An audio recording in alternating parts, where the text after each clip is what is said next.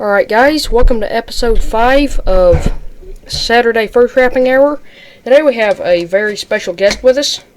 He is very famous throughout the entire trapping world, and he is an extraordinary trapper. So, we're going to turn over to him right quick and let him introduce himself. So, sir, could you please tell us a little bit about who you are and a little bit of history about yourself? Howdy guys, I'm June. I'm originally from Michigan. I lived 10 years in Nebraska. Earlier this century also with my wife Nanna. Now we live in Texas. We've been down here about 6-7 years, I guess.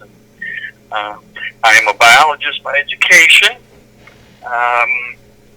And I've trapped a bunch of critters, but I really enjoy bobcats. I really enjoy coyotes, I guess, at this point in my life, and just a big challenge. So I've trapped 18 states overall. I've trapped some northern tier states. I've trapped some southern tier. I've never trapped out of the country, however. But, yeah. Alright, so how long have you been a trapper, Mr. June?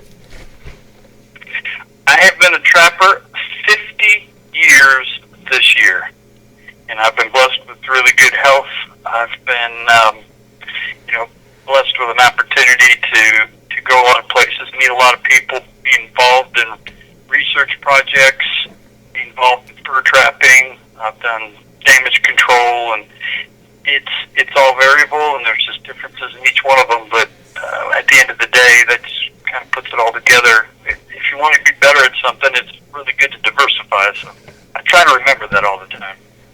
Yes, sir. So, how long have you been a bait and lure maker?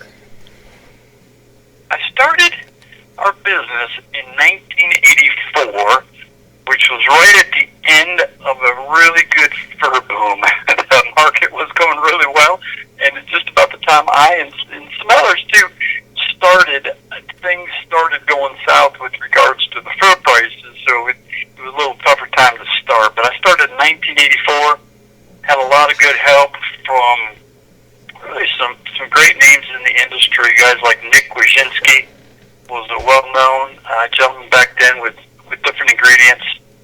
I buddied up a little bit and learned from anybody I could. I mean, anybody I could. I was a young man. I didn't know a lot, but I had a lot of desire. So whoever would stand to talk to me about the process for a few minutes, I was all ears. Yes, sir. So, how long had you made bait and lure before you decided to start selling it? Well, I made it for myself for quite a few years. When I was in college, I started trapping when I was 12. And I trapped through high school. And then when I got into college, just so that I might pay my way, I actually trapped pretty hard in the late 70s and early 80s while I was in college. And I caught an awful lot of fox and an awful lot of mink in the state of Michigan. And those fur checks are what paid for my college education. So I was kind of a man for cash back then, and I liked to put cash up front of what I was doing. And I always started trying to make stuff. I was trying to save some money, and I didn't mind buying commercial stuff from other people. I bought a lot of Ray Milligan product back then, and they make good stuff to this day. But I was just trying to save $1, and plus the biologist in me, the scientist in me, I just like to play with things and see what I could come up with, Yes, sir. So, how has the trapping industry changed since you started trapping from way back and when you were 12 years old to now? Well, sure, it's got its ebbs and flows. I would say when I first started, when I was a young man, and for a couple of decades, it was pretty competitive. I was very good at getting permission when many people struggle, but I don't know, I'm good around people, I guess, and so pretty soon we're talking, and pretty soon I can get some permission, because in Michigan there where I was, you had to get written permission. So I had to have somebody actually sign on the dotted line a little slip I was going to pass to them that would allow me to get on their property, because I really didn't want to trap any public ground. We had it, but theft was just so rampant that I didn't have a lot of funds to replace my equipment if it got stolen. So, but over the years, of course, the fur market's less populated now. There's just less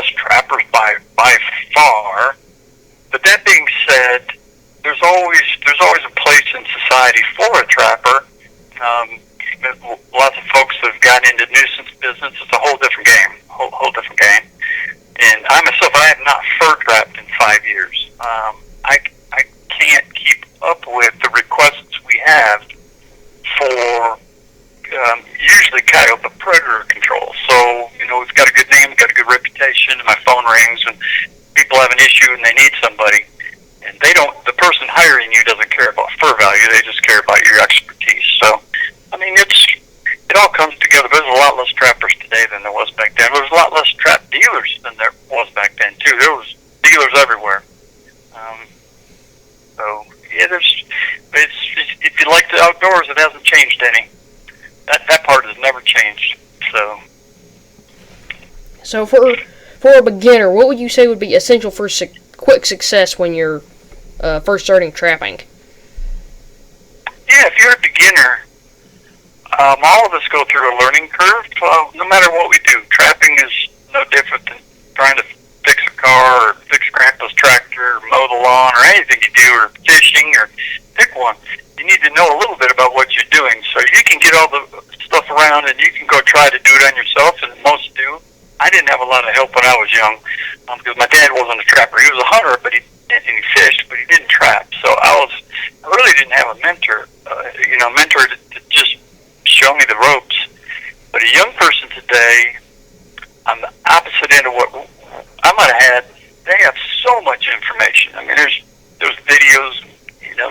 This podcast is an example of what wasn't available back then. There's just so much information that the beginner today sometimes doesn't have a clue where to start because there's so many opinions. So, trappers conventions are just so key.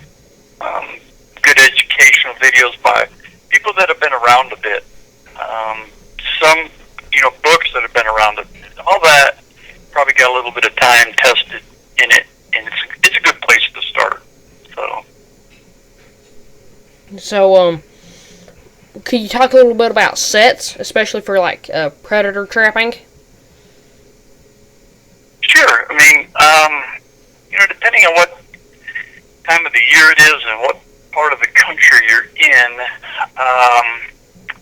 and I deal with trappers on different continents. So I've never been to Australia, and I'm going to go one of these days. I get invited all the time to go to Australia. They sell our lures and baits there, and I guess the dingo dogs there are vicious and kill a lot of things, and they need to be controlled. So, I mean, trappers worldwide use a variety of traps and gear and smells and sets, but here in our vicinity, most of the people listening to this would, if they're trapping coyotes and bobcats, would be pretty well advised to just start with a dirt hole. I mean, the key to any set is you've got in the tractor and you need that animal obviously to step on the pan of the trap as they nose the smelly stuff that you've put in front of them. So a dirt hole just brings a lot of things together. It's got a visual, it's got the hole, it's got the smells that are down the hole or on the lip of the hole. It's just got visual plus some smells, and it's good. If I can't, and I start with them, I do best with dirt holes. If I can't dig one because the ground's too hard, and sometimes here in Texas the caliche ground or something is really the hard bane, I can't dig, then flat sets. But the flat set's just like my dirt hole, but I don't have a hole. So the set where my trap goes doesn't vary a lot. It's just with the presentation, what I want the animal to key in on, eyes, nose, that might change a bit. But and I use a fair amount of urine post-its too, but I let the animals point me in the direction on that. I always start out with them on a line. I'll put a few posts out and have them pee on some grass and guard it with a trap. And if I'm having good success, I use a few more. If they're not connecting, I pull back. So I keep anybody that's ever trapped with me. One of the things they'll notice is I use and I rely on my notes all the time. I have a system. I put the set. I just list. It's a simple system. I just put the set, the type lure, the type bait, the type urine, and then what I caught. So I got 5 columns with me in the buggy or in the truck. It's set, lure, bait, urine, catch. And I just keep track each day because some people start out with a good record system, and by the third day, they don't know what they're doing. Not me, because by the third, fourth, fifth day of my, let's say, 2-week line or whatever, I'm starting to get a theme, and certain things are working better. I need to know that so I can throw out more sets with that atom. If you don't know what you're using for attractors, then you might as well just grab whatever you think might work, and I'm going to out-trap you if that's your system with the same everything, so. What is your advice on bait and lure usage? Well, I guess simply put, as a lure maker, as a biologist, having done this, I've been a hardcore coyote and predator trapper, fox, coyotes, and such for 40 years. Here's one thing I know that I've seen in my own life. Wind is critical. You have to use the wind. You have to think of that animal coming from a downwind position on an upwind slant into your set. So he's going to work your set from the downwind side towards the attractor. That's the first thing. But the amount of lure that I use, or the amount of bait I use, you'll hear people say, well, less lure in the hot weather and more lure or bait in the cold weather. And that might be true, but it's not accurate. Humidity is what carries scent, not the air temperature. And what people don't realize, like I trap often in the summertime in South Texas, where the humidity is 20%, and it is hot, well over 100 degrees. So most people, and I've had them in the buggy with me, say, man, you use a lot of lure, June. I mean, that's a lot of lure. Now by a lot of lure, I mean maybe a catful or something like that. And I look at him and say, no, that's not much at all. There's no humidity in the air. If you use a few drops, they'll never smell it. I don't care what you use. So you got to think humidity. If it's really muggy out, like I trap Georgia and the Carolinas and all that corridor, it's always muggy there. I can pull back a little bit. Maybe use a dime-sized guava lure or something like that. Or bait, I give it to them. I use a full forkful because I don't want to mess with the bait all the time and put a little more in and stuff. I have people use Q-tips full of everything. Q-tip of lure and a Q-tip of bait, and that's fine. I can catch critters every which way, but my job is to catch them quick and efficiently, and that's just not enough for most animals. Yes, sir. So, what about locations? I mean, that's obviously a big question with a lot of trappers, especially young trappers. So could you talk a little bit about location and kind of a broad form, I guess you could say? Sure, Anthony. Yeah. Hey, that's a good question. So location kind of depends on what you want to do. First of all, my wife Donna just came from a job, a contract, a 1-week contract on a 100-acre parcel under high fence, so it's surrounded by high fence, 9-foot fence. And 100 acres is not very big in the world of high fence. There were 2 coyotes in there they had seen on game cameras that had killed 6 deer in about a 3.5 week period. And they called us, and I couldn't help them because I'm busy at present, but my wife Donna said, I'll go do it. Donna set an awful lot of traps on 100 acres. She set 24 traps. Now, some of them we call free food. Just have little words we use, like free food, like you're on a diet. You can certain foods. I've never been on a diet myself, but I've heard about it. When you're on a diet, you can eat these foods and they never count. Well, that's kind of like on a coyote line.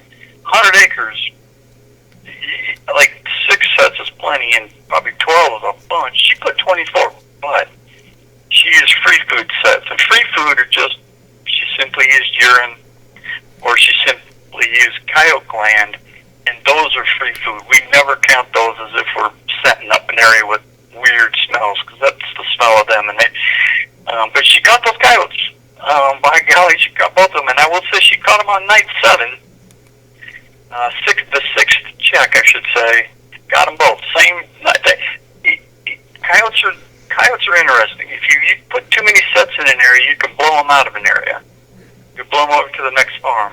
So if you go in and you set too many traps, which most beginning trappers do, the coyotes don't like it, and they just blow over a ranch or two or a farm or two and wait you out. When you get back to work, back to school, they come on back. Because you're just out there doing weird stuff way too long. So I tried to get into an area, and I can't tell you how many traps to set. But as you get better at it, you'll use fewer sets to catch more animals because you'll learn key features, especially where coyotes and fox like to go, and those are along structure. And then it's in areas that I call, the biologists to me, we call interspersion. And interspersions where different habitats come together. So if you've got, say for instance, a swamp, it's a cornfield edge, it's a bean field edge, it's a timbered edge, I'm already counting, I'm at 4, it's a road in that spot. The more you count, the higher the number, in other words, the better it's going to be for your predators. Because when they're in those areas, they mean business. They're hunting for prey, because the prey species hang out thick in interspersion zones. On the flip side of that, I lived in Nebraska, and the guys up there would always trap in these big old cornfields. It's just one thing, corn, as far as you can see. And I'd kid the guys, you just put a trap anywhere you want, because I cannot tell you where that coyote's going to go. Every time he goes across that field, he's going to go in a different spot, because he doesn't mean business. He's just going through it. So you find these interspersion zones, and you set pinch points or funnel points. And I know it might sound kind of weird, but I try to think like a coyote. All right, I'm going to work into this field. I'm after me some bunnies. Where would I start? And I'm a coyote. I like out from structure 8 to 10 feet. Where am I going to be? And that's how I start. I know it's kind of crazy, but trust me, if you guys were out with me in the buggy, you'd say, man, that guy's a little weird, and that's okay. That's how God made me, that's okay. This one. Yes, sir. So, what about micro-location? How do you tell when you find a good place like interspersion, like you were talking about? How do you find out the exact spot where you're going to put that set?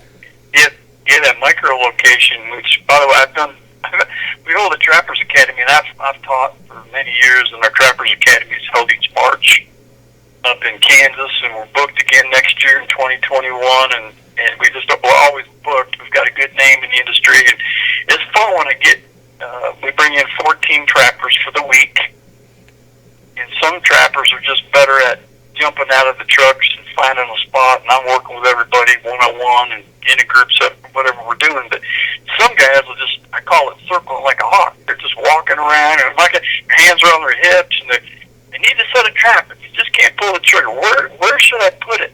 So I start with letting Mother Nature kind of point in the direction. Certain spots in a radius of area that you're wandering around like a hawk in, it's a little bald spot, and I could plant an MB550, which is my trap of choice. I could plant it in there and get out, and you can't hardly see it. Most of my sets, I don't disturb the ground too much.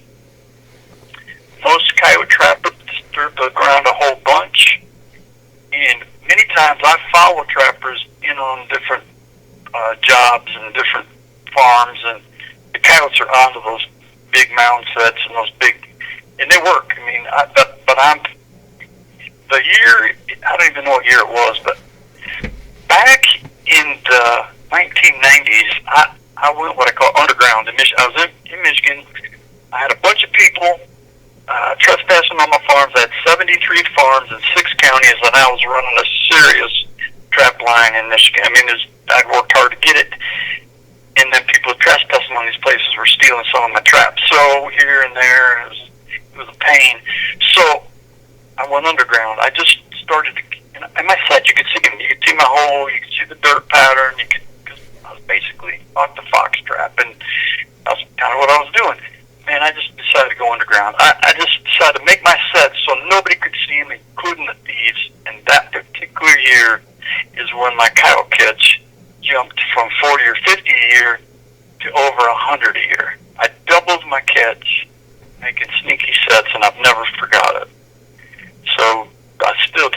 it kind of look for that little bald spot that you could put a trap in and not disturb a bunch.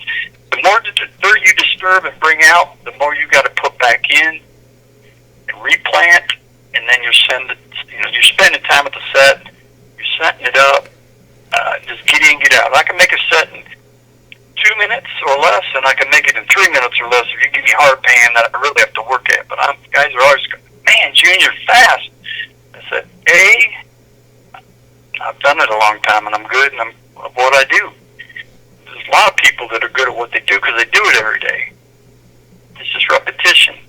And I have minimum amount of equipment. That's another thing, Anthony. Guys bring everything they got in the back of the truck out, with them to the set.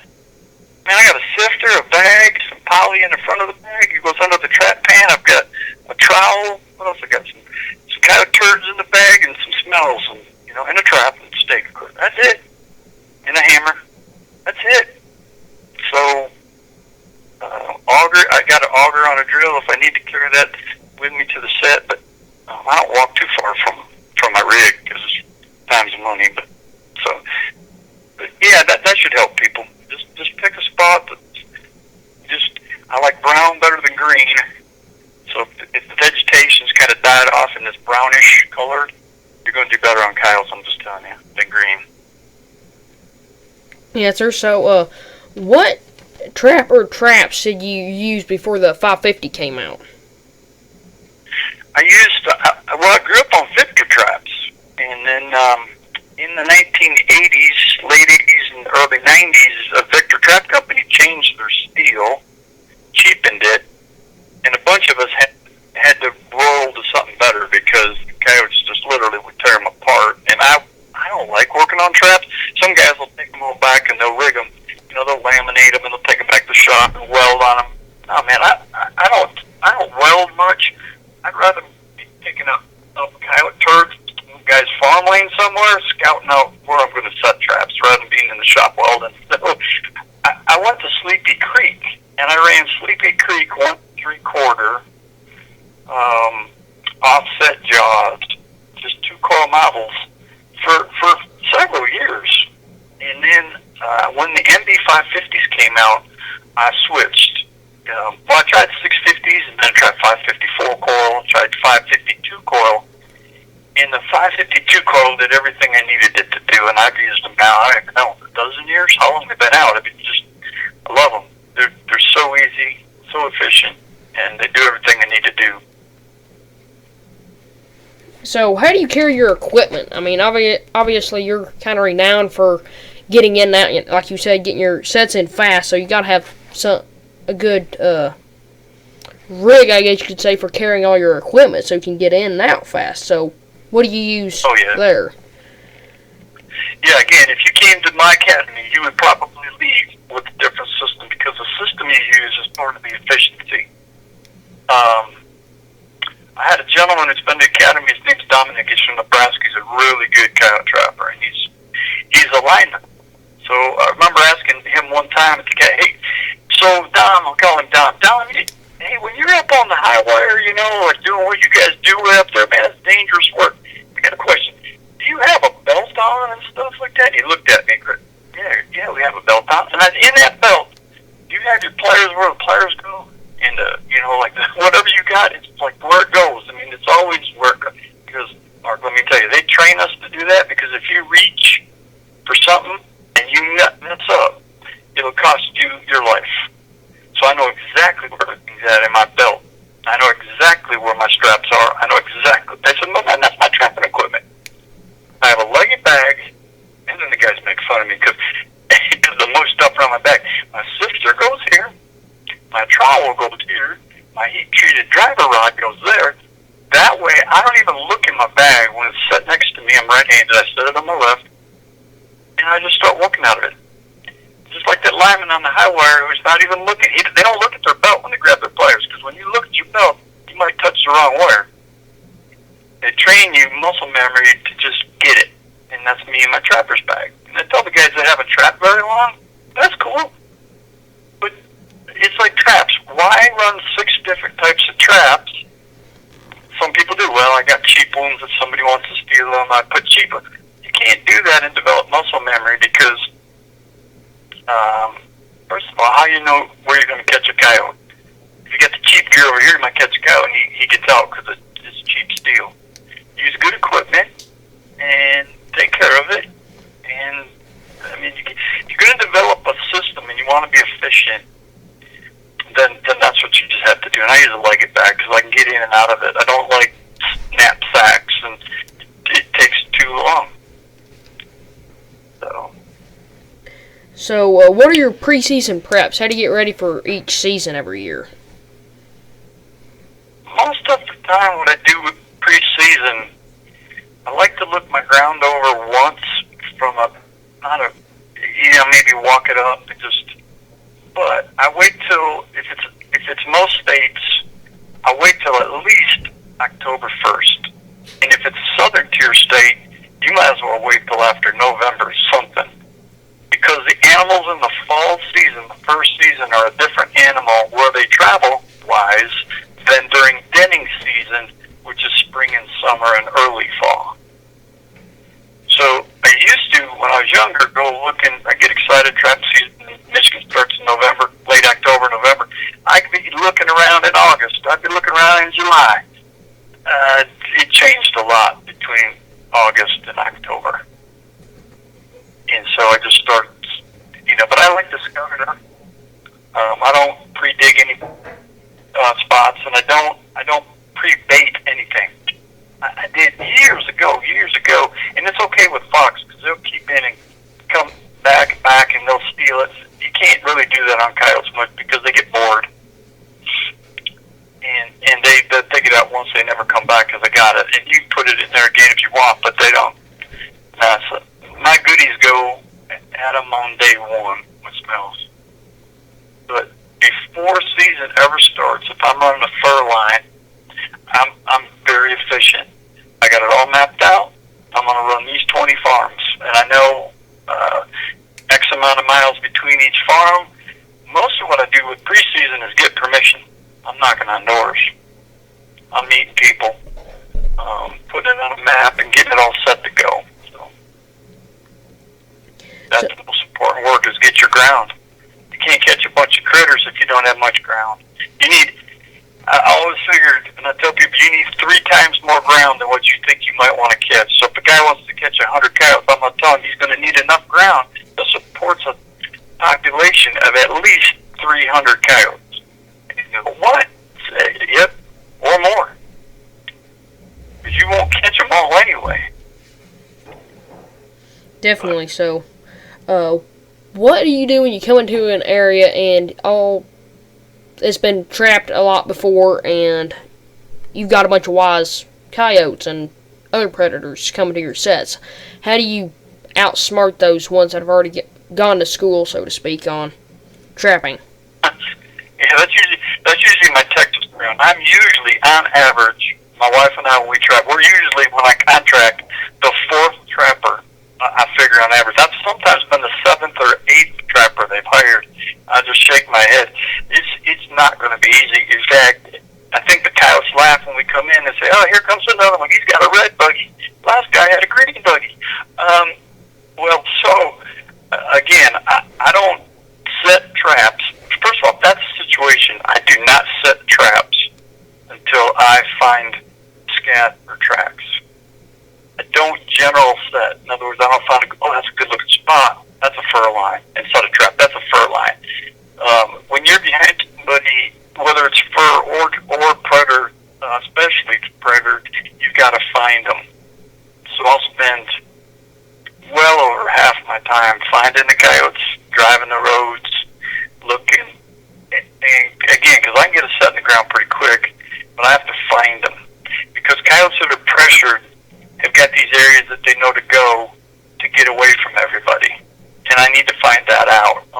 That's one of the things when people ride with me and they just, like, man, you are really honed in, Junior, and finding these coyotes. I would have set a bunch of traps over there. And I said, well, I mean, there was a day I might have set traps. Now, the last trappers in here probably set traps. And I'm going to go find these buggers. When you find them, it's a lot easier. Because you're in their little loafing zone, their comfort zones, and they think they got the upper hand, and maybe I can. I'm using sneakier sets. I'm not showing them big patterns. Amount of bait and lure doesn't bother me. My stuff's not real smelly. I don't use tainted anything. Most trappers use tainted bait. For their baits, I don't use anything tainted because tainted bait calls everything, and it works. But I don't want to catch everything because you're going to find the possums and skunks and raccoons much faster in smaller territories than any coyote. So a coyote comes down the hidey-ho, he comes down the road, and you got three raccoons dancing in your traps. It's not good for your coyote effort. So I've got a system that focuses on what I need to get out of there, and it's usually not those other animals. Alright, so what do you do with fur put-up? Do you use wire stretchers, or do you go with the more expensive wooden stretchers? On my raccoons, I put on wood. On my bobcats, I have wood. On my coyotes, I still use the metal. The bobcats we put up have a pretty cool stretcher. We used to make them for the industry. I don't anymore. I think there's still people that do make them. I think Cletus Richards still makes some, possibly Carlos Stevens might make them, but they're a metal upper and a wooden bottom, so you get the uniform pelt presentation. But the cat neck is so thin that you've got that metal to work with on the top of it. And so they're a bit of a unique stretcher, but I mean, wood's the best. It gives a really good presentation, but it doesn't really matter on coyotes as much. The market's really after coyote pelts. When they want them, they want them. When the market wants them, and when they don't want them, it doesn't matter what you put them on. So it's kind of like raccoons right now. It's a really soft market, so it kind of doesn't matter. That being said, I've always been pretty good at putting up fur. I try to take a lot of pride in it. I'm not the best guy to put up raccoons. I can put up on a bunch of them. So that is more on your fleshing system. And I've got a necker knife, a really nice English necker. So it's more on your knife than on your stretcher. And then I put the raccoons on wood. Yes, sir. So what glands do you save from, say, a coyote? I'd save the anal glands and about 6 inches of intestines connected to it. So you got the vent and the anal glands on either side, and then about 6 inches of intestines. And then I'll take out a bladder minus the urine. The urine's not a gland, so we can dump that into the urine bottle. Use that on the trap lines. It's awesome. Couldn't be fresher. And some of the reproductive glands on the female, I'll use those as well. But that's about all I use as far as glands. Some lure makers might use liver, kidneys, and stuff, but I consider those more filler. They're not a gland. In other words, they don't excrete anything. So there's orbital glands around the eyes, and there's foot pad glands, but they're so difficult to find that I don't grind any of that up and put it in the word. So we're going to wrap it up here. So we're already past 35 minutes. So just a few ending questions. How do you think this COVID will affect the trapping industry? Well, it's got the worldwide industry really, quiet. And so it doesn't help. Fur's a commodity, just like oil, just like grain. All those are really depressed right now because of the quiet nature of worldwide commerce. So fur, like oil and all of it, is just waiting for a better day. And that's just the way it is. So I've had guys already ask me this year, are you going to be trapping? I said, yeah, I'll be trapping. I'm a full-time seminary student. I'm actually talking to you right now from Dallas Theological Seminary. So I'm on a 4-year graduate program here in Dallas. So I can't trap quite as much as I did because I'm here 8 months a year, but I can still trap. And I'm a trapper and a man for the Lord. And my wife is a trapper and a lady for the Lord. And that's kind of our life. And we like it.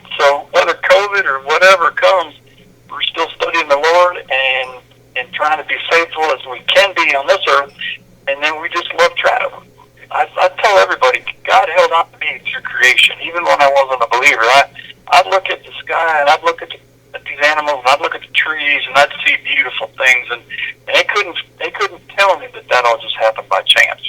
It all came into being in a puff. I'm a graduate biologist. It just didn't make sense to me back then, and it doesn't make sense to me now. So I think there's a creator. But no, man, go trapping, go fishing. It's a great time to take everybody out. Get out, get from inside and go outside. I have 11 grandkids, and they know what Papa's all about. When they come to Papa's, Grandpa's outside. You better try to keep up, because we're doing something. So what do you see in the fur market's future, I guess you could say? You think this will be the end of it, or do you think it'll come back? No, there's always going to be a place for trappers. Our role might change. People might have to charge for their service. You know, Anthony, I'm no different than a plumber or electrician or a welder. I'm a vocation. Trapping is a vocation for some of us. And it's a hobby, sure, but it can be something you can be really good at. Now, the plumber doesn't come in when he's good at it and not charge you for fixing your pipes. And the trapper, more and more, we get them all the time at the academy. They're coming in, they're learning a trade, and they're going back out there to charge. These critter control agencies across the country are exploding in a good way. I mean, they're just popping up everywhere. People need critters taken care of. Our urban society doesn't have a clue how to do it, and they want to hire somebody to get it done. So that's kind of where a bunch of trapping's going. And then you go fur trapping too. The cow market will be hot for years to come, as it looks now, and the rest of it we'll have to wait and see. Beavers coming back a little bit, raccoons coming back a little bit. We'll see. All right. So, was there any statement you'd like to say before we wrap this up?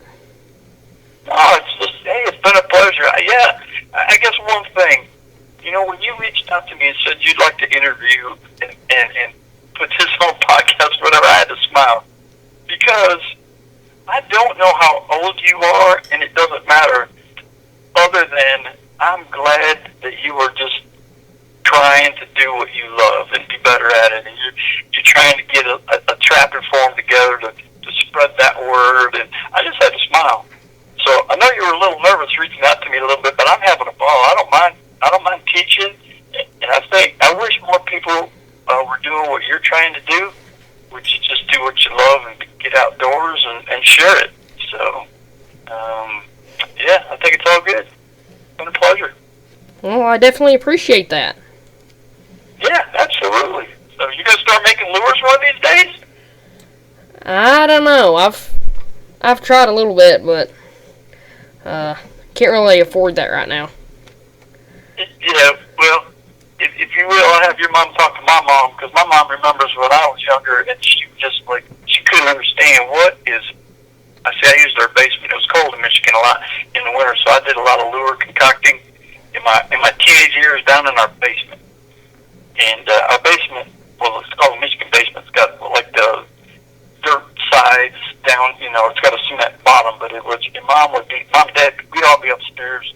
Suddenly somebody would say, "Do you smell something?" And oh man, it was coming from downstairs. "Mark, have you got something down there again?" "Yeah, Mom, I do."